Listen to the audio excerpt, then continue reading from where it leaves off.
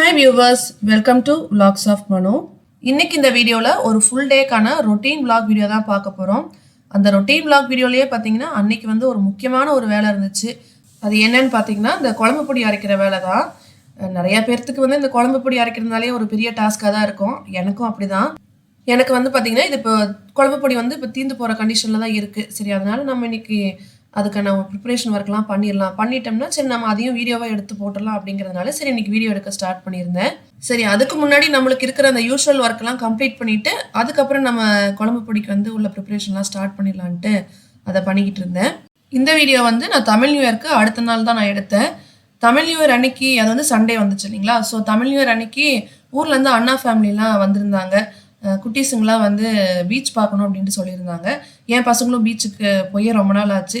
சரி, எல்லாரும் ஒன்றா கிளம்பி பீச்சுக்கு போகலான்ட்டு அன்றைக்கி பீச்சுக்கு தான் போயிருந்தோம். ஈவினிங் டைம் போயிருந்தோம். எப்படியும் வந்து பீச்சுக்கு போனாலே பசங்க எப்படி பீச்சை பார்த்தோன்னே ஆசையாக தான் இருக்கும். அதனால் எல்லாம் ஃபுல்லாக தண்ணியில் எல்லாம் ஒரே ஆட்டம் தான். ஸோ பீச் மண் ஃபுல்லாக வந்து அந்த மணல் ஃபுல்லாக எப்படியும் அவங்க ட்ரெஸ்ஸுக்குள்ளெல்லாம் ஏறிடுச்சு. ஸ்பேர் ட்ரெஸ்ஸு அவங்களுக்கு எடுத்துகிட்டு தான் போயிருந்தோம். அங்கேயே எல்லாம் ட்ரெஸ் மாற்றிக்கிட்டாங்க. இந்த மண்ணோடு இருக்கிற ட்ரெஸ்லாம் அப்படியே ஒரு பழைய கட்டப்பையில் போட்டு அந்த மண்ணோடையே அப்படியே கொண்டு வந்து நைட்டு வந்தோடனே அப்படியே காய வச்சிட்டோம். ஏன்னா அப்போ தான் அந்த மண்ணெல்லாம் கீழே உதிரும். இல்லைனா அந்த ஈரத்தோடு நம்ம மிஷின்லேயும் போட முடியாது, கையிலையும் துவைக்க முடியாது, ஃபுல்லாக மண் ஊட்டிக்கிட்டே தான் இருக்கும். அதனால் வந்தோடனே அப்படியே அந்த மண்ணோடையே தூக்கி மாடியில் போட்டு காய வச்சுட்டு அப்படியே வந்துட்டோம். சரி, இப்போ தான் வெயில் தான் நல்லா அடிக்குதே, அதனால் சரி நல்லா காஞ்சிருச்சு. அதுக்கப்புறம் எல்லாம் அப்படியே உதறி அந்த பையை முதற்கொண்டு எல்லாத்தையும் உதறி அதை மாதிரி துவைச்சிக்கலான்ட்டு அதை அப்படியே தனியாக எடுத்து வச்சுட்டேன். ஆல்ரெடி ஒரு லோடு துணி மிஷினில் போட்டு எடுத்துட்டேன். சரி, அதை காய வைக்கலான்ட்டு தான் மாடிக்கு வந்தேன். அப்படியே அந்த முட்டை ஓடெல்லாம் எடுத்து வச்சுருந்தேன். சரி, நம்ம செடிக்கு காய வச்சு நல்லா அரைச்சி போட்டுடலாம் அப்படிங்கிறதுக்காக. சரி, இது அப்படியே காய வச்சிடலாம் அப்படிங்கிறதுக்காக அதையும் தட்டில் போட்டு வச்சு நல்லா நொறுக்கி வச்சுட்டேன். ஒரு நாள் காஞ்சிருச்சு, மறுபடியும் 2வது நாள் நல்லா காயிட்டும். வெயில் நல்லா அடிக்குது. ஸோ நல்லா மொறுன்னு காஞ்சிரும். மிக்சியில் போட்டு அரைக்கிறப்பவும் நல்லா அரைச்சிரும். அதனால் சரி மேலே கவர் போட்டு ஒரு 2 கிளிப்பை போட்டு அப்படியே மூடி வச்சுட்டு காய வச்சுட்டேன். ஏன்னா ஓப்பன் பண்ணி வச்சா காக்கா வேற வந்து அதெல்லாம் கொத்தி அங்கங்கே தூக்கி போட்டுரும். சரி, அதனால் அதையுமே அப்படியே காய வச்சுட்டேன். அன்னைக்கு ஒர்க்கிங் டே தான். பசங்க எல்லாருமே ஸ்கூலுக்கு கிளம்பி போயிட்டாங்க. எப்படியுமே அவங்க கிளம்பி போனதுக்கப்புறம் பார்த்தீங்கன்னா வீடெல்லாம் கச்சாமுச்சானு தான் இருக்கும். அதை க்ளீன் பண்ணி எல்லாம் நீட் பண்ணி வைக்கவே எப்படியும் ஒரு 1/2 hour ஆயிரும். ஸோ துணியெல்லாம் காய போட்டு அதுக்கப்புறம் தான் அந்த க்ளீன் பண்ணுற ஒர்க்கெல்லாம் பார்த்துட்டு இருந்தேன். ஏன்னா எல்லாம் அந்த டஸ்ட் பண்ணுறது அதெல்லாம் பண்ணி வச்சுட்டு திங்ஸ் எல்லாம் வந்து அங்கங்கே எடுத்து வைக்கிறதெல்லாம் இருந்துச்சு. ஏன்னா போட்டபடி அங்கங்கே அப்படியே கிடந்துச்சு. சரி, அந்த வேலையெல்லாம் நம்ம செஞ்சு முடிச்சுட்டு அதுக்கப்புறம் வீடெல்லாம் பெருக்கிட்டு அதுக்கப்புறம் நம்ம இந்த என்னென்ன பொடி ப்ரிப்ரேஷன் ஒர்க் இருக்கோ அதெல்லாம் பண்ணிடலாம் அப்படின்ட்டு பண்ணிக்கிட்டு இருந்தேன். துணி வந்து பார்த்தீங்கன்னா நாள் துவைச்சது. அன்றைக்கெல்லாம் சாயந்தரம் எல்லாம் நாள் வந்து எல்லாம் வெளியில் கிளம்பி போனதுனால அந்த துணியோட மடித்து வைக்க முடியல. அதனால் சரி அதையும் கையோட மடித்து வச்சிடலாம் அப்படின்ட்டு தான் ஒரு பக்கம் சோஃபா க்ளீன் பண்ணிவிட்டு அந்த துணியெல்லாம் அந்த பக்கம் எடுத்து வச்சுட்டேன். சரி, சோஃபாலாம் தட்டி நம்ம போட்டு வச்சுட்டு அதுக்கப்புறம் அந்த துணியெல்லாம் மடிச்சுட்டு அதுக்கப்புறம் வீடெல்லாம் பெருக்கிடலாம் அப்படின்ட்டு அதை தான் செஞ்சுக்கிட்டு இருந்தேன். அம்மா வந்து இருந்தாலே இந்த சமைக்கிற வேலையெல்லாம் வந்து அவங்க வேலை தான். கிச்சன் வேலையெல்லாம் அவங்க பார்த்துக்குவாங்க. மற்றபடி இந்த க்ளீன் பண்ணுறது, அரேஞ்ச் பண்ணுறது, இந்த வேலையெல்லாம் நான் பார்த்துக்கிட்டு இருப்பேன். நான் ஆல்ரெடி சொல்லியிருந்தேன் இல்லைங்களா, அண்ணா ஃபேமிலிலாம் நாள் அன்றைக்கி ஊர்லேருந்து வந்திருந்தாங்க. எல்லாம் பீச்சுக்கு கிளம்பி போயிருந்தோம் அப்படின்ட்டு. அங்கே பீச்சில் போய் தண்ணியில் விளையாடுறதுக்கு முன்னாடி அங்கே நிறைய அந்த விளையாட்டெல்லாம் வச்சுருப்பாங்க, அந்த கேம்ஸ்லாம் வச்சுருப்பாங்க இல்லைங்களா. அந்த ரிங்கு தூக்கி போட்டு அதில் இருக்கிற பொருளை வந்து வின் பண்ணி எடுக்கிறது, அப்புறம் நிறைய அந்த நம்பர்ஸில் வந்து பாலை தூக்கி அடிக்கிற மாதிரி கேமு, அப்புறம் அந்த டம்ளர்லாம் வச்சு அதில் பால் தூக்கி அடிக்கிற மாதிரி கேம், நிறைய கேம்ஸ்லாம் இருந்தது. அண்ணா பசங்க என் பசங்க எல்லாருமே அந்த கேம்லாம் விளையாடினாங்க. நாங்களுமே பெரியவங்க எல்லாருமே அந்த கேம் நல்லா என்ஜாய் பண்ணி விளையாடினோம். அதில் வின் பண்ணி எடுத்த ப்ரைஸ் தான் அந்த டீ கப்பு, அப்புறம் அந்த ஊதுபத்தி stand, glass cup, glass bowl, அப்புறம் இந்த ஃப்ளவர் வேஸ், இதெல்லாம் வந்து அங்கே வாங்கினது தான். அப்புறம் அண்ணா பசங்களுமே அவங்களுமே சில கிஃப்டெல்லாம் வின் பண்ணாங்க. கிளாஸ் டம்ளர் அந்த மாதிரிலாம் அதெல்லாம் அவங்க எடுத்துகிட்டு போயிட்டாங்க. இந்த கட்டப்பையிலேருந்து எடுத்து வைக்கிற திங்ஸ் எல்லாம் அண்ணா ஊர்லேருந்து கொண்டு வர சொல்லியிருந்தேன். அதெல்லாம் தான் கொண்டு வந்திருந்தாங்க. நம்ம ரெகுலராக அவங்கக்கிட்ட இந்த பயிர் வகை, அப்புறம் இந்த எள்ளு, இந்த மாதிரி திங்ஸ் எல்லாம் வந்து எப்பவுமே வாங்கிட்டுருக்குறோம். ஸோ அவங்க காரில் வந்தாங்க அன்னைக்கு. அதனால சரி அதெல்லாமே போட்டு எடுத்துகிட்டு வாங்கன்னு சொல்லியிருந்தேன். அதனால் எடுத்துகிட்டு வந்து கொடுத்துருந்தாங்க. இந்த தானிய வகையெல்லாம் அவங்க ஹோல்சேலர்கிட்டேருந்து வாங்கி சேல் பண்ணுறாங்க. ஸோ அதனால் ரெகுலராக அவங்ககிட்ட தான் வாங்கிட்டு இருப்போம். இந்த திங்ஸ் எல்லாம் வந்து பார்த்தீங்கன்னா ஆல்ரெடி நான் ஒரு டீட்டெயில் வீடியோவாகவே நான் என்னோட லாங் வீடியோவில் போட்டிருக்கேன். அதே மாதிரி அவங்க ஃபோன் நம்பர், வாட்ஸ்அப் நம்பர் எல்லாமே கொடுத்துருக்கேன். தேவைப்பட்டால் செக் பண்ணி பாருங்கள். இல்லைனா அந்த வீடியோவே நான் மறுபடியும் லிங்க் நான் ஷேர் பண்ண டிஸ்கிரிப்ஷனில் போட்டு விட்றேன், பாருங்கள். அதே மாதிரி கருவேப்பிலையுமே ஊர்லேருந்து நிறையா கொண்டு வர சொல்லியிருந்தோம். அதுவுமே அவங்க மரத்துலேருந்து ஒடிச்சு கொண்டு வந்திருந்தாங்க. நாம் இங்கே வாங்குகிற கருவேப்பிலைலாம் கொஞ்சமாக ஃப்ரீயாக தருவாங்க. அதெல்லாம் நம்மளுக்கு பத்தாது. அப்படியே நம்மளுக்கு நிறையா வேணும்னா காசு கொடுத்து வாங்கணும். அதுவுமே நல்லா இருக்கா என்னன்னு தெரியாது, ஃப்ரெஷ்ஷாகவும் இருக்காது. சரி, நம்ம ஊர்லேருந்து கொண்டு வர கருவேப்பிலை எப்படியுமே ஃப்ரெஷ்ஷாக இருக்கும். அதனால சரி அதில் நம்ம ஏதாவது பொடி இல்லைனா தொக்கு ஏதாவது ரெடி பண்ணிக்கலாம் அப்படிங்கிறதுக்காக சரி எடுத்து வச்சேன். அம்மா சரி கிச்சனுக்கு கொண்டு வா, நான் அப்படியே ரெடி பண்ணிடுறேன், தொக்கு செஞ்சிடலாம் அப்படின்னாங்க.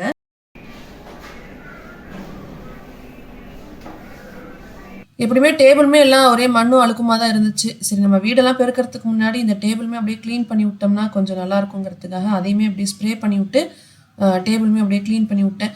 டேபிள் மட்டும் இல்லை, அப்படியே சேர்லலாம் லைட்டாக அப்படியே தொடச்சி விட்டுட்டேன்.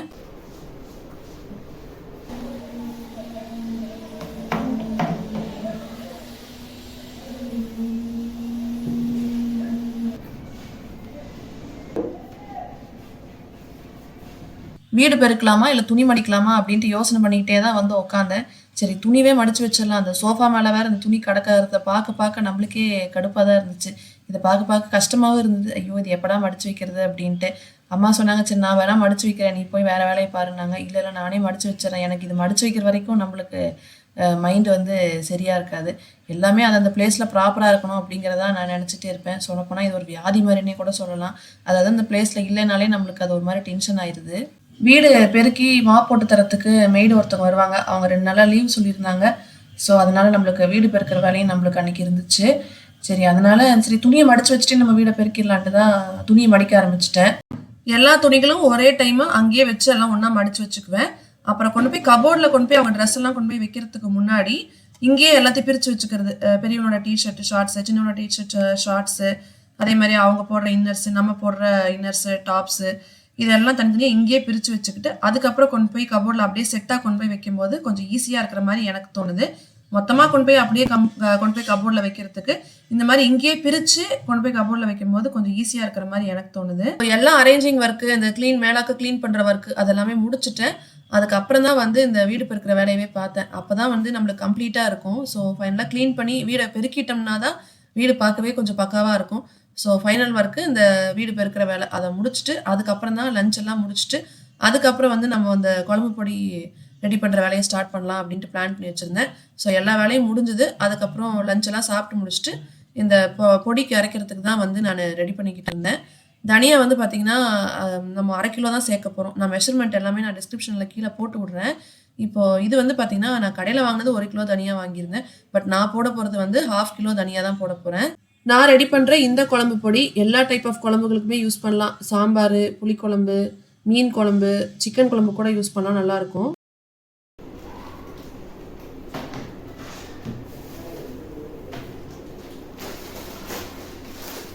இந்த 1/2 கிலோ தனியா வந்து நான் 2 பேட்சாக பிரித்து அப்படியே வறுத்து எடுத்துக்கிட்டேன். இரும்பு சட்டி தான் யூஸ் பண்ணேன் இது செய்யறதுக்கு. மீடியம் ஃப்ளேமில் வச்சு இந்த தனியாவை நம்ம வறுத்துக்கலாம்.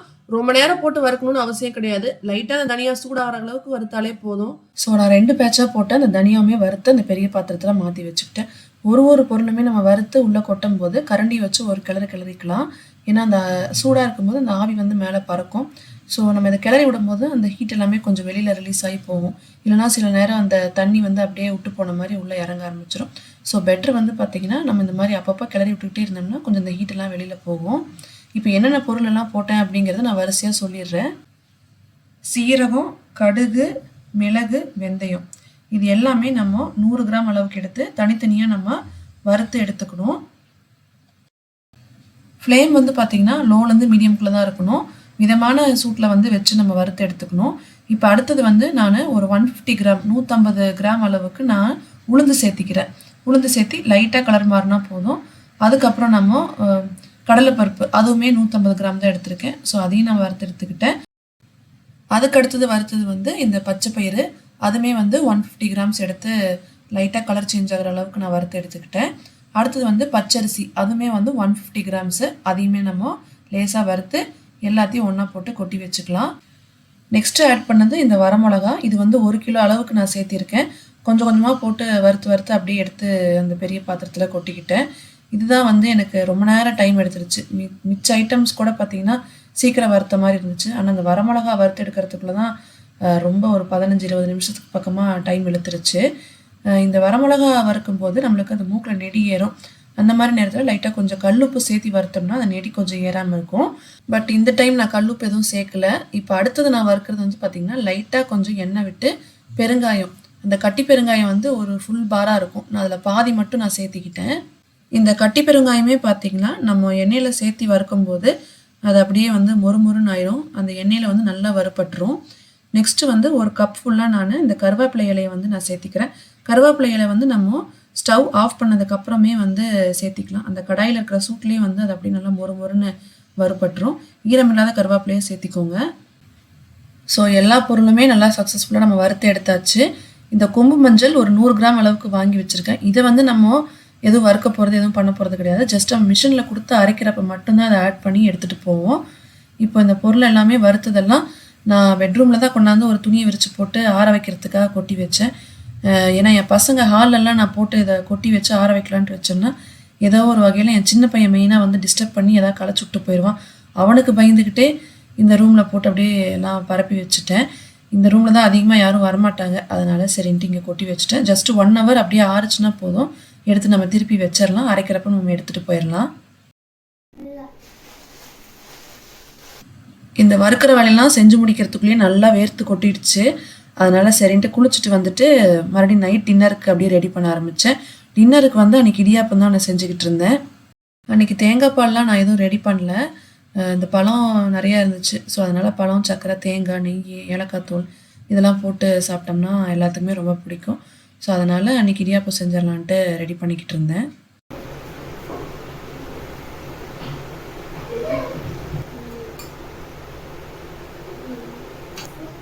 வேற என்ன கோகனட்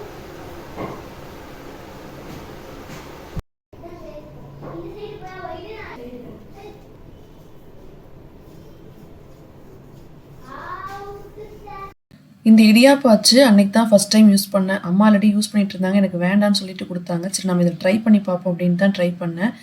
நல்லா தான் வருது. பட் இதில் ஒரே ஒரு ட்ராபேக் என்னென்னா, ஒன்ஸ் நம்ம டைட் பண்ணிட்டோம்னா திருப்பி கழட்டுறது ரொம்ப கஷ்டம். இதுக்கு முன்னாடி வந்து அந்த நம்ம கட்டையில் இருக்கும் பார்த்திங்களா, அந்த முறுக்கு புளிகிற மாதிரி ஒரு இது, அதில் வச்சு தான் நான் யூஸ் பண்ணிக்கிட்டு இருந்தேன். பட் அது என்னென்னா ஒரு டைமும் வந்து மாவு உள்ளே போட்டு நம்ம அடிக்கடி நம்ம போட்டு ப்ரெஸ் பண்ணுற மாதிரி இருக்கும். பட் இந்த சில்வரில் இருக்கிற அந்த அச்சு வந்து பார்த்திங்கன்னா நிறைய மாவு போட்டு நம்ம சீக்கிரமாக இடியாப்பத்தை புழிஞ்சு எடுத்துடலாம். ஸோ அது கொஞ்சம் ஈஸியாக இருந்ததுனால அதை பண்ணேன். பட் திறக்கிறது தான் கொஞ்சம் கஷ்டப்பட்டு தான் அதை திறந்து எடுத்தேன். இந்த சில்வர் இடியாப்ப அச்சில் ஒரு 3லேருந்து 4 தடவை தான் போட்டு எடுத்திருப்பேன். சீக்கிரமாகவே ரெடி ஆகிடுச்சு. இதே அந்த மரக்கட்டியில் இருக்கிற அச்சில் நான் பண்ணியிருந்தேன்னா எப்படியும் ஒரு 6-7 தடவை நான் போட்டு எடுக்கிற மாதிரி இருந்திருக்கும். பட் இந்த சில்வர் இடியாப்பம் அந்த அச்சில் போட்டோன்னே எனக்கு சீக்கிரமாகவே வேலை முடிஞ்சிருச்சு. அதுக்கப்புறம் எல்லாமே ரெடி பண்ணி முடிச்சாச்சு. நீ சாப்பிட வேண்டியதுதான். தேங்காய், பழம், நாட்டு சர்க்கரை, நெய், அப்புறம் ஏலக்காய் தூள். அன்றைக்கி வந்து ஏலக்காய் தூள் மட்டும் அன்றைக்கி மிஸ்ஸிங்கு. ஏலக்காய் தூள் வந்து தீந்துருச்சு, அன்றைக்கி அரைக்காத விட்டுட்டேன். ஸோ இருக்கிறத மட்டும் போட்டு சாப்பிட்டுக்கலாம் அப்படின்ட்டு அதை மட்டும் வச்சு சாப்பிட்டுக்கிட்டோம். அடுத்த நாள் காலையில் தான் இந்த குழம்பு பொடிக்கு நம்ம வறுத்து வச்சுருக்கிறதெல்லாம் எடுத்து பேக் பண்ணிக்கிட்டு இருந்தேன்.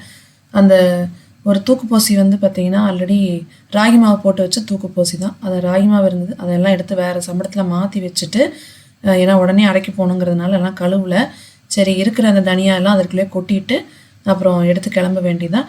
இப்போ நான் வந்து இந்த மஞ்சள் வந்து பார்த்திங்கன்னா அந்த உரல்கல்லில் போட்டு லைட்டாக இடித்து உள்ளே போட்டுக்கிட்டேன். மொத்தமாக அப்படியே போட வேண்டான்ட்டு லைட்டாக இடித்து உள்ளே போட்டுக்கிட்டேன். அப்புறம் நம்ம போட்டு வறுத்து வச்சுருக்கிற அந்த பெருங்காயம், கருவேப்பிலை இது எல்லாமே அப்படியே எல்லாம் ஒன்று ஒன்றா சேர்த்தி எல்லாம் நீ அப்படியே பேக் பண்ணி எடுத்துகிட்டு போயிட வேண்டியது தான். ஸோ வறுத்து வச்சு இந்த பொருளெல்லாம் மிஷினில் கொடுத்து நல்லா பவுடராக அரைச்சிட்டு வந்துட்டேன். இனி அடுத்தது லாஸ்ட் ப்ராசஸ் என்னென்னா விளக்கெண்ணெய் வந்து நம்ம இந்த பொடியில் கொஞ்சம் கொஞ்சமாக போட்டு அப்படியே மிக்ஸ் பண்ணி நம்ம ஸ்டோர் பண்ணி வைக்க போகிறோம். நான் வந்து ஒரு 1/4 லிட்டர் அளவுக்கு விளக்கெண்ணெய் எடுத்திருக்கேன். இது வந்து அப்படியே கொஞ்சம் கொஞ்சமாக போட்டு ஊற்றி அப்படியே கொஞ்சம் கொஞ்சமாக நம்ம கிளறிக்கிட்டே இருக்கணும். நம்மக்கிட்ட ஒரு கடையிற மத்து இருக்கும் இல்லைங்களா, அந்த மத்தோட அந்த பின் போர்ஷன், அந்த கைப்பிடி போர்ஷன் எடுத்து நம்ம யூஸ் பண்ணிக்கலாம். அப்படி இல்லைன்னா நான் வந்து ஒரு துடுப்பு மாதிரி ஒன்று வச்சுருந்தேன், இந்த ராகி மாவெல்லாம் கிளறத்துக்கு, ராகி களியெல்லாம் செஞ்சோம்னா கிளறத்துக்கு. அந்த துடுப்பு வச்சு தான் நான் வந்து இந்த விளக்கெண்ணெயை வந்து இந்த பொடியில் போட்டு அப்படியே மிக்ஸ் பண்ணிக்கிட்டு கொஞ்சம் கொஞ்சமாக போட்டு மிக்ஸ் பண்ணிக்கிட்டு இருந்தேன். சப்போஸ் இந்த மாதிரி துடுப்பு இல்லைன்னா கூட நம்ம பருப்பு கடையிற மத்து இருக்கும் இல்லைங்களா, அந்த மத்தோட பேக் சைடை வச்சு நம்ம அப்படியே கிளறி விட்டு கொஞ்சம் கொஞ்சமாக இந்த பொடியை வந்து தூளை வந்து நம்ம ஆட் பண்ணி கொஞ்சம் கொஞ்சமாக வந்து சைட் பை சைடாக இந்த விளக்கெண்ணையும் நம்ம சேர்த்தி அப்படியே கிளறி நம்ம எடுத்துக்கிட்டே இருக்கணும். இடையில அந்த கரண்டியை விட்டு கொஞ்சம் லைட்டாக அப்படியே அமுத்தி விட்டிங்கன்னா அந்த கட்டிலாம் கொஞ்சம் அப்படியே படாத மாதிரி இருக்கும். கட்டிப்படாத மாதிரி கொஞ்சம் நம்ம அமுத்தி விட்டுக்கலாம். கட்டி இருந்தாலும் ஒன்றும் பிரச்சனை கிடையாது.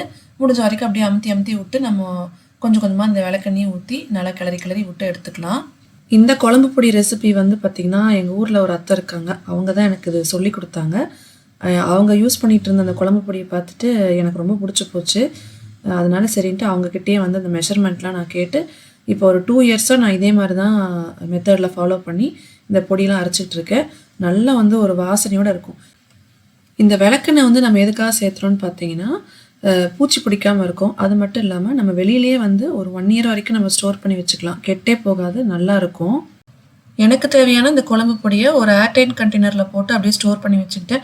மீதி இருக்கிற பொடியெல்லாம் எடுத்து இந்த தூக்குப்போசியில் போட்டு அப்படியே எடுத்து ஸ்டோர் பண்ணி வச்சுருவேன். ஸோ இதோட நம்ம வீடியோவோட எண்டுக்கு வந்தாச்சு. இந்த வீடியோ உங்களுக்கு பிடிச்சிருக்குன்னு நினைக்கிறேன். பிடிச்சிருந்தா ஒரு லைக் போட்டு விடுங்க. அப்படியே நம்ம சேனலை சப்ஸ்கிரைப் பண்ணிக்கோங்க. அண்ட் கமெண்ட்ஸ் ஏதாவது இருந்தால் கமெண்ட் பாக்ஸில் போட்டு விடுங்க. அண்ட் உங்கள் ஃப்ரெண்ட்ஸ்க்கு ஷேர் பண்ணி விடுங்க. நம்ம மறுபடியும் அடுத்த வீடியோவில் பார்க்கலாம். தேங்க்யூ ஃபார் வாட்சிங். Bye by.